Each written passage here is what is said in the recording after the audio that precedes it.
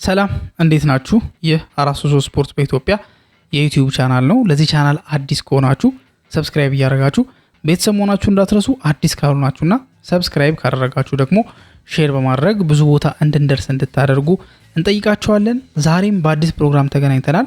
በዛሬው ፕሮግራም ደግሞ ዌስትሃም ዩናይትድ ከማንቸስተር ዩናይትድ ጋር የሚያደርጉት 26ኛ ሳምንት የእንግሊዝ ፕሪሚየር ሊግ ጨዋታ አለ። ስለዛ ጨዋታ መነሳት ያለባቸውን ፖይንቶች እናነሳለን። ማንቸስተር ዩናይትድ ምን አይነት ፈተና ሊገጥመው ይችላል የሚሉትን ነገሮች አጠቃላይ ኢቨን መወራት ስላለበትም የማንቸስተር ዩናይትድ ተጫዋች እንደዚሁም ደግሞ ይሄ ቦታ ላይክ ተጫዋች የግለሰብ ተጫዋቹ ብቻ አይደለም ግን ደግሞ እንደ ፊልድ አጠቃላይ እዛ ቦታ ላይ እንዳለው ሁኔታ መነሳት ያለባቸው ነገሮች አሉ ብዬ አስባለሁ። በአጠቃላይ ስለነዚህ ጉዳዮች እናወራለን። ዌስትሃም ዩናይትድ ከማንቸስተር ዩናይትድ ጋር የሚያደርጉትን ጨዋታ ብዙ የሚነሱ ሀሳቦች አሉ። ብዙ የሚነሱ በዛ ጨዋታ ላይ ሰርኩሌት እያደረጉ የሚገኙ ወሬዎች አሉ፣ መረጃዎች አሉ። እነዛን ነገሮች ለማንሳት እንሞክራለን። ከእናንተ የሚጠበቀው እስከ ፕሮግራሙ መጨረሻ ድረስ መከታተል ነው። ለዛም ደግሞ ጋብዘናቸዋል።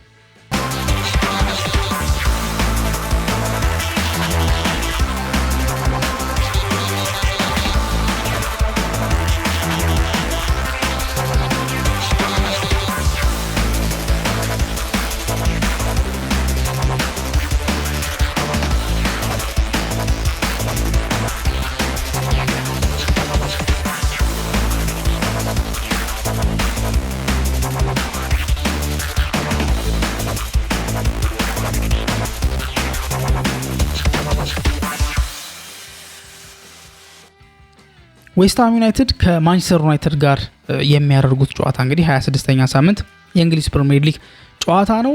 በሁለቱ መካከል ያለው የነጥብ ልዩነት ብቻ ወደ 21 ነጥብ ያክል ይሆናልና በሁለቱ መካከል ያለው የነጥብ ልዩነት ስለ ሁለቱ ቡድኖች እያሳለፉ ስለሚገኙት ሲዝን በብዙ ይነግረናል ብዬ አስባለሁ። ዌስትሃም ዩናይትድ ምናልባት በቃ ሬሌጌሽን ዞን ላይ ፋይት እያደረገ ያለ ቡድን 18ኛ ደረጃ ላይ ነው ያለው። 23 ነጥቦችን ነው መሰብሰብ የቻለው። በእርግጥ ከሱ በላይ ካለው ቲም በ3 ነጥብ ብቻ ነው የሚያንሰው። እያለ እስከ 7 ነጥብ ድረስ ምናምን ወደ ላይ ከፍ የሚልበት አጋጣሚ እንዳለ ይታወቃል። ግን ደግሞ አሁን እርሊ አይደለም ሲዝኑ። ላይክ እርሊ አይደለም ማለት እንደ 25 ጨዋታዎች ተደርገዋል በፕሪሚየር ሊጉ። ሶ 26ኛ ሳምንት ጨዋታ ነው።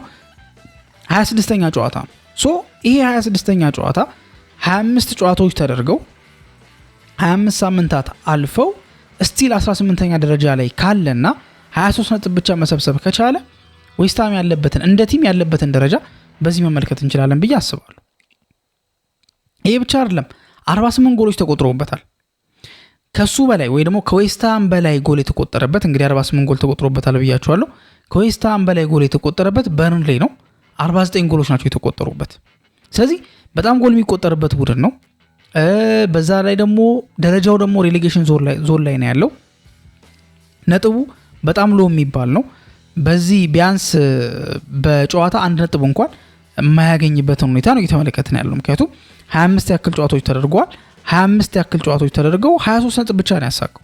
ሶ በአንድ ጨዋታ አንድ ነጥብም አይሆንም። ይሄ ደግሞ ትክክለኛ የወራጅ ቀጠና ወይ ደግሞ ወራጅ ቀጠና ላይ ያለ ወይ ደግሞ ሊወርድ የሚችል ቡድን ትክክለኛ መገለጫ ነው ብዬ አስባለሁ። ዌስትሃም ኤግዛክትሊ ይወርዳል ማለት አይደለም፣ ገና ነው እንዳልኩት ነው።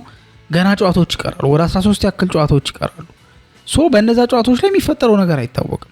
ሲቀጥል ከላይ ያሉትም ደግሞ ሊጥሉ የሚችሉበት ሰፊ ድል አለና ካሁኑ መደምደም ወይ ደግሞ ካሁኑ መወሰን ትክክል ነው ብዬ አላስብም። ግን ያለበት ሌቭል ግን በጣም መጥፎ እንደሆነ በዚህ መረዳት እንችላለን ብዬ አስባለሁ። ማንቸስተር ዩናይትድ ደግሞ 44 ነጥቦችን በመሰብሰብና 46 ያክል ጎሎችን በማስቆጠር 36 ጎሎች ደግሞ ተቆጥሮበት በንጹህ 10 ጎል ወይም ደግሞ በ10 ጎል ዲፍረንስ አራተኛ ደረጃ ላይ ነው ያለው። ከሱ በታች እንደሚታወቀው ቼልሲ 43 ነጥቦችን ሰብስቦ አለ። ከዛ በኋላ ሊቨርፑልና ብሬንትፎርድ በኩል 39 ነጥብ እየተከተሉ ይገኛሉና ወሳኝነቱ ቀላል የሚባል አይደለም። ዌስትሃም እንዳልኳችሁ ከወራጅ ቀጠናው ለማምለጥ ራሱን ነፃ ለማድረግ ነው ይህንን ጨዋታ በደንብ የሚፈልገውና ከባድ ጫና ላይ ያሳድር የሚችልበት አጋጣሚ አለው።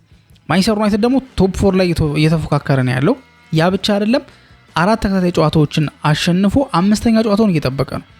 ይሄ 5ኛ ጨዋታ ሲባል መቼስ ያ የፈረደበት ጸጉሩን ያሳደገው ደጋፊ ይነሳል አይደለ? እንዲሁም ሰሞኑን በሱ ዙሪያ ምን እየተነሳ ተመልክቻለሁ። በዚህ ደረጃ ኢንፍሉዌንስ ማድረጉ ወይ ደግሞ በዚህ ደረጃ ተጽዕኖ መፍጠሩ ትክክል ነው ወይ? በዚህ ደረጃ መወራት ነበረበት ወይ? ኢቨን ማይክል ካሪክ ፕሪማች ፕሬስ ኮንፈረንስ አድርጎ ነበረ ከዚህ ጨዋታ በፊትና እዛ ፕሬስ ኮንፈረንስ ላይ ራሱ ሳይቀር ጋዜጠኞች ጠይቆት ነበር ማለት ስለ ደጋፊው ያለውን ሀሳብ ምንድነው ያለው ነገር የሚለውን ነገር ጠይቆት ነበረ።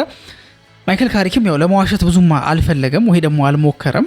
ጀስት እንደሚያውቀው ያንን ሁኔታ እንደሚያውቀውና በተለይ ከሱም በላይ ደግሞ ልጆቹ እንደሚያውቁት ግን ይሄ ላይክ ተመልክተ ነው ፈገግ የምንልበት ነገር ነው እንጂ በፕሮፌሽናል ሌቭል ይሄን ነገር ማድረግ ወይ ደግሞ ቲም ቶክ ውስጥ እንዲገባ መፍቀድ ራሱ ትክክለኛ ነገር አይደለም ብሎ የተናገረበት አጋጣሚ ነው ያለው። ግን ተጽዕኖ ከምን አንጻር ይታያል የሚለውን ከተመለከተን አንደኛ እንደሚታወቀው አሁን ላይ ባለው በዲጂታሉ ዓለም ላይ ሶሻል ሚዲያ ምን ያህል ኢንፍሉዌንስ እያደረገ እንደሆነ ምን ያህል ተጽዕኖ እየፈጠረ እንደሆነ ሶሻል ሚዲያው ላይ ቶፕ መሆን የቻሉ ሰዎች ምን ያህል ብዙ ነገሮችን ኢንፍሉዌንስ ማድረግ እንደሚችሉ ብዙ ቦታ ላይ እንደሚጠሩ ብዙ ቦታ ላይ እንደ ምሳሌ እንደሚነሱ እንደዚህኛው አይነት ደጋፊም ደግሞ በነገራችን ላይ ብዙ ማስታወቂያዎችን ሰርቷል በእነዚህ ጊዜያቶች ውስጥ ማለት ነው። እና ምናልባት የመጨረሻው ማንቸስተር ዩናይትድ ይህንን ጨዋታ የሚያሸንፍ ከሆነም ምናልባት የተዘጋጀ የሆነ ኢቨንት ሊኖር እንደሚችል ይገመታል። እሱ የተናገረው ነገር ምንድነው?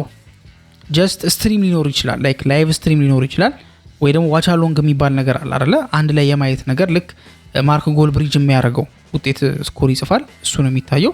ከዛ በኋላ ጨዋታውን አብሮ መከታተል ስትሪም ማድረግ ማለት ነውና እንደሱ አይነት ነገር ሊፈጠር እንደሚችል የተናገረበትም አጋጣሚ አለ። ያው ግልጽ ነገር ይመስለኛል።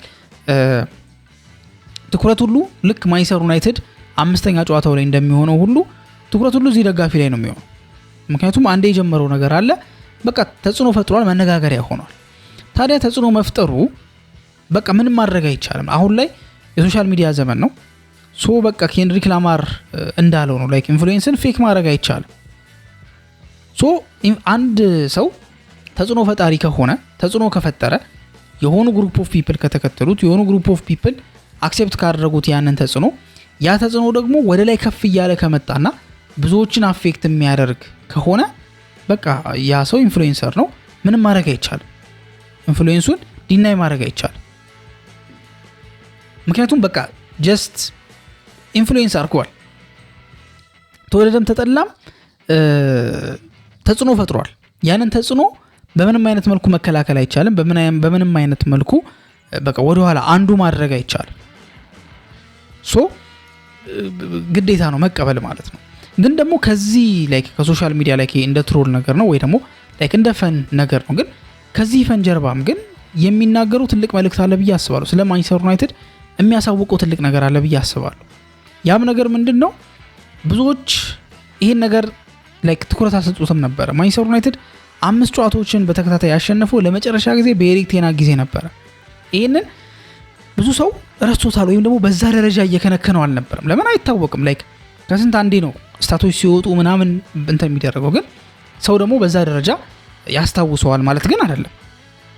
ይሄ ደጋፊ ግን ጸጉሬን አልቆረጥም ብሎ ጸጉሩ በቃ የመጨረሻው ላይ ተከርክሞ አሁን ምን ደረጃ ላይ እንደደረሰ ስንመለከት ማንቸስተር ዩናይትድ ምን ያህል የኮንሲስተንሲ ችግር እንዳለበት ኢቭን 5 ጨዋታ እንኳን ሳይቀር ማሸነፍ የማይችል ቡድን እንደሆነ ያጋለጠበት መንገድ ነው ብዬ አስባለሁ። እንዳልኩት ነው ከቀሉ ከጨዋታው ምናምን ውጪ ከነዛ ነገሮች ውጪ ይሄ ደጋፊ ለብዙዎች ያሳወቀው ነገር አለ። የሚያሳወቀው ነገር እንዳልኳችሁ ማንቸስተር ዩናይትድ ያለበትን ሁኔታ ያለበትን ፖዚሽን እንደ ክለብ እንደ ቲም በተለይ ደግሞ በደንብ አድርጎ አሳይቷል ብዬ አስባለሁ። ስለዚህ ተጽዕኖውን ምንም ማድረግ አይቻልም ብያለሁ ቅድም። ሲቀጥል ደግሞ ተጽዕኖ ላይ ይሄ ዝም ብሎ ከመሬት የመጣ ነገር አይደለም ወይ ደግሞ ምንም ሪዝን የሌለው ቤዝ የሌለው ነገር አይደለም። ሪያሊቲ ላይ ቤዝድ አድርጎ ነው ይሄን ነገር እንትን ያለው። እሱ እንደሚናገረውም ከሆነ አጀማመሩ ለቀልድ ነበረ። ከዛ በኋላ እያለ ነው ወደ ሲሪየስ እየሆነ የመጣበት አጋጣሚ የተፈጠረው ማለት ነው። ዞሮ ግን ይሄ ጨዋታ ማንቸስተር ዩናይትድ ለቶፕ 4 ለሚያደርገው ትግል ትልቅ ተጽዕኖ ያሳድራል። ከዛ ውጪ ደግሞ ለመጨረሻ ጊዜ በኤሪክ ቴን ሃግ ጊዜ ነበረ ማንቸስተር ዩናይትድ 5 ተከታታይ ጨዋታዎችን ማሸነፍ የቻለው። ከዛ በኋላ ይሄን ነገር ማድረግ አልቻለምና ምናልባት ያን ነገር ለማስተካከልም ጥሩ ሞቲቬሽን ይሆናል ብዬ አስባለሁ እንጂ በእርግጠኝነት ተጫዋቾቹ ጀስት ያንን ደጋፊ እያስቡ ወደ ሜዳ ይገባሉ ወይ ደግሞ ወደ ሜዳ ከመግባታቸውን በፊት በቃ የዛ ደጋፊ ሁኔታ በጣም ተጽዕኖ ያሳድርባቸዋል ምናምን ብሎ መናገር ትንሽ ያስቸግረኛል። ለምን ፕሮፌሽናሎች ናቸው። ከዚህ በላይ ብዙ ነገር ተብለዋል። አይደለም እንደዚህ አይነት ነገር ቀርቶ በእንግሊዝ ደግሞ ፐንዲቶች በጭራሽ ወደ ኋላ እንደማይሉ ይታወቃል። ተጽዕኖ ፈጣሪነታቸውም ደግሞ ቀላል የሚባል እንዳልሆነ ይታወቃል። በእነሱ በኩል ብዙ ተጽዕኖ ሲፈጠርባቸው ነበረ። ብዙ ጫናዎች ነበሩባቸው፣ ስድቦች፣ የመሳሰሉት ነገሮች እንዳለ ምንም የቀረ ነገር የለም።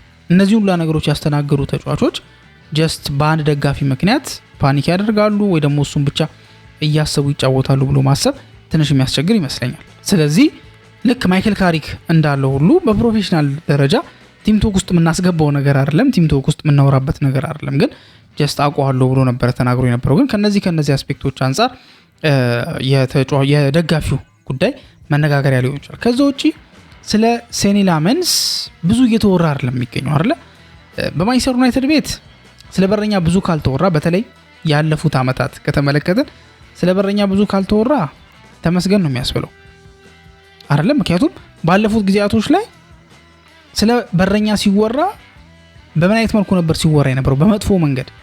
ኦናና የተሳሳታቸው ኳሶች ነበሩ ሲጎሉ የነበሩት። እያንዳንዷን ነገር ከተመለከትን ማንቸስተር ዩናይትድ ቤት በቃ ተጽዕኖ ነበረበት። እንዲሁም ሩበን አሞሪም ከዚህ በፊት ስለ በረኛ ሁኔታ ተጠይቆ ማንቸስተር ዩናይትድ ስለሆነ ነው፣ በቃ ማንቸስተር ዩናይትድ ስለሆነ በቃ ሁሉ ነገር በደንብ አድርጎ ይበተናል፣ ይበረበራል፣ ትኩረቱ ሁሉ እዛ ላይ ነው ያለው። ይሄ ደግሞ ተጫዋቾች ላይ ተጽዕኖ እንደሚያሳድር ግልጽ ነው። ተጫዋቾች ላይ ተጽዕኖ ሊያሳድር ይችላል፣ በቃ በተለያየ መንገድ ተጽዕኖ ሊያሳድር ይችላል ተጫዋቾች ላይ ብሎ ተናግሮ ነበርና ሴኒ ላመንስ የመጀመሪያ ጨዋታውን ከሰንደርላንድ ጋር በነበረው ጨዋታ ነበረ አድርጎ የነበረው።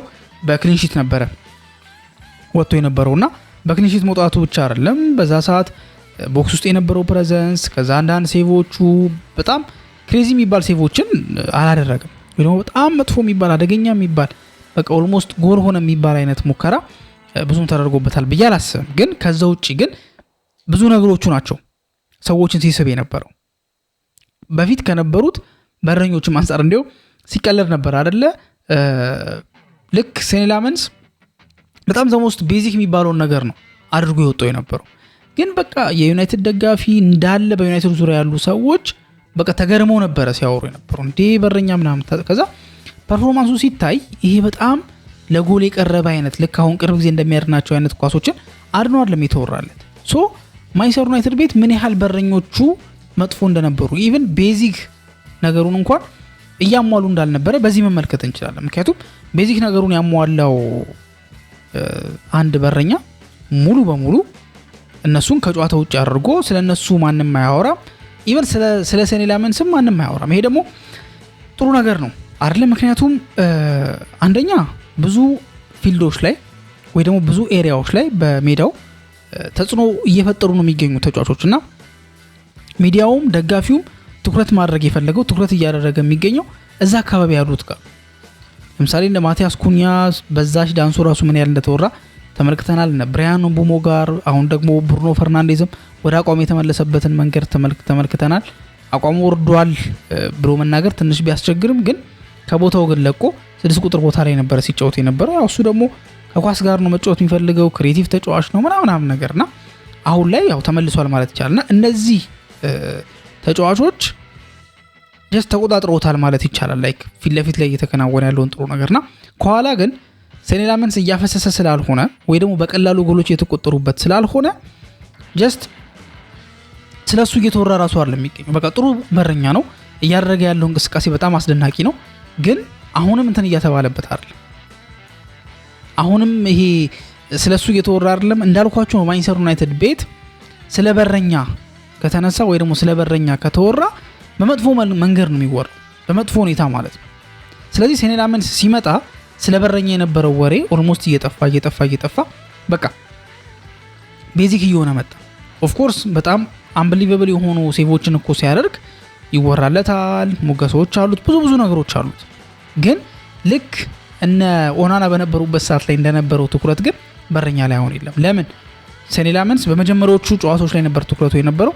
ትኩረቱን በብዙ ብቃት በጥሩ እንቅስቃሴ አሳምኖ ጀስት እነዛን ሊተቹት የሚችሉትን አካላት ዞር አድርጓል በጊዜ ማለት ነው። ስለዚህ ብዙም እሱ ላይ ትኩረት የሚያስደርግ ነገር የለም። ጀስት ሴቭ ሲያደርግ ሴቭ ያደርጓል። ከዛ ውጪ ደግሞ ተሳስቷል የሚለው ዜና ግን አሁን ላይ ብዙም እየተሰማ አይደለም፣ ወይ ደግሞ ብዙም ስለዛ ጉዳይ እየተወራ አይደለም ያለውና ሰኔ ላመንስ ጥሩ የተንቀሳቀሰ ስለሆነ ስለሱ ጉዳይም ብዙም እየተነሳ ወይ ደግሞ ኢሹ እየሆነ አይደለም ማለት ነው። ከዛ ውጪ ለየት ያለ አይነት ፈተና ነው የሚገጥመው። ለምን ቅድም እንዳልኳችሁ ነው ዌስትሃም ሬሌጌሽን ዞን ውስጥ ነው ያለው፣ ፋይት እያደረገ ነው። ያለፉት ጨዋታዎች ላይ ደግሞ ቶተናምን አሸንፏል፣ ሰንደርላንድን አሸንፏል፣ በርንሌን አሸንፏል። ጥሩ ግስጋሴ ላይ ነው ያለው። ከምንም በላይ ደግሞ ኑኖ ስፕሪንቶ ሳንቶ የሚባል በጣም በሎ ብሎክ ማስተር ያደረገ በጣም አስፈሪ አደገኛ አሰልጣኝ አላቸው።